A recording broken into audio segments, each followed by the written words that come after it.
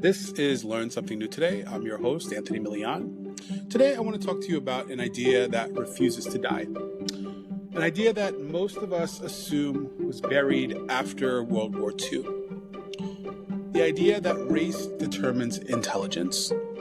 Recent reporting has revealed that Jeffrey Epstein was deeply interested in genetics, IQ, and conversations about breeding and hierarchy.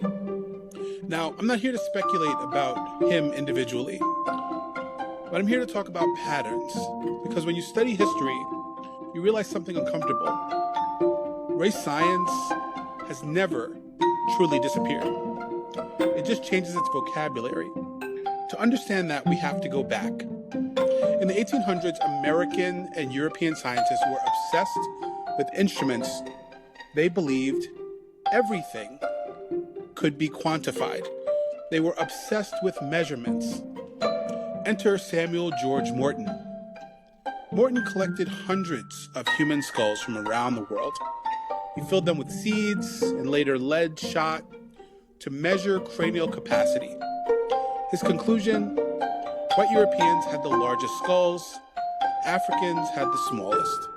Therefore, intelligence hierarchy.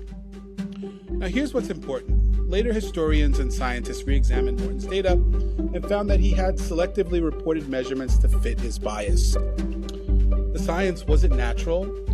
It was guided by ideology, but at that time it was accepted. Scientific racism gave intellectual cover to slavery. It gave moral cover to colonialism. It provided evidence, quote unquote, that hierarchy was natural. That's the key word, natural. Because if inequality is natural, then it doesn't require reform. By the early 20th century, race science evolved. It became eugenics. Eugenics argued that society should encourage the reproduction of the quote-unquote fit and discourage or prevent the reproduction of the unfit. This wasn't underground thinking. It was supported by politicians, judges, academics. In 1927, the Supreme Court case, Buck versus Bell, upheld sterilization laws.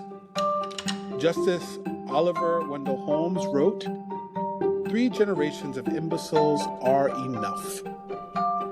That sentence authorized the sterilization of Carrie Buck, and tens of thousands of other people followed.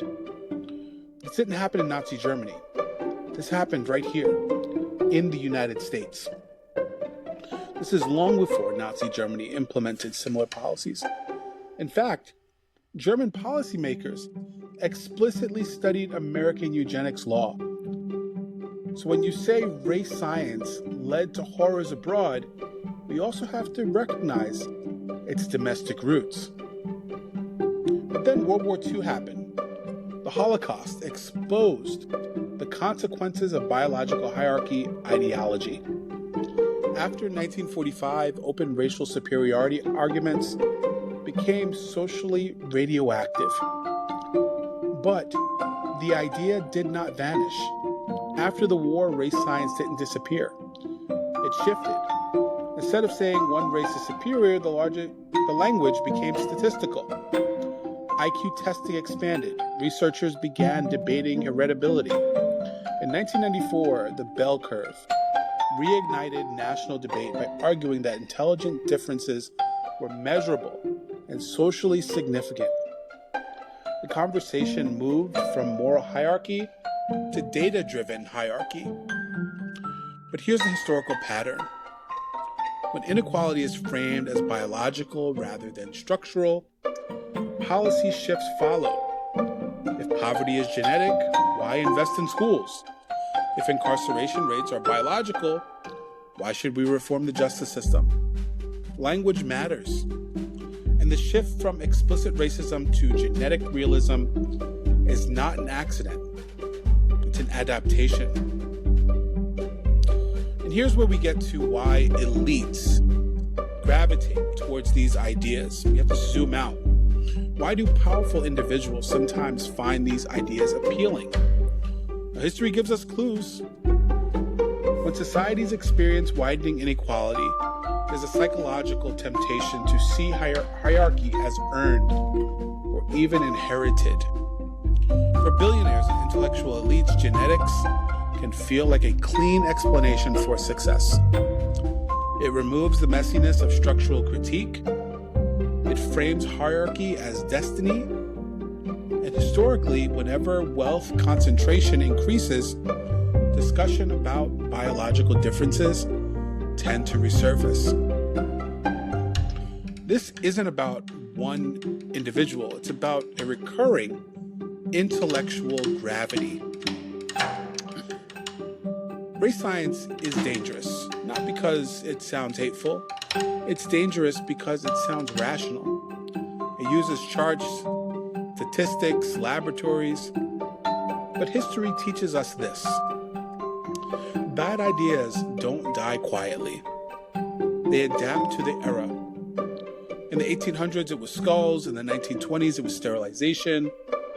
In the 1990s, it was IQ distribution curves. Today, it may be framed as genetic and optimization. The language changes, the hierarchy remains. And if we understand that history, we don't have to be surprised when these conversations resurface. We recognize them. And that's where I'll leave this conversation today. This is Learn Something New Today. I'm your host, Anthony Milian. If you like this podcast, give me 4 or 5 stars on whatever podcast or resource you're listening on. And I hope you enjoyed it. Go out and learn something new today.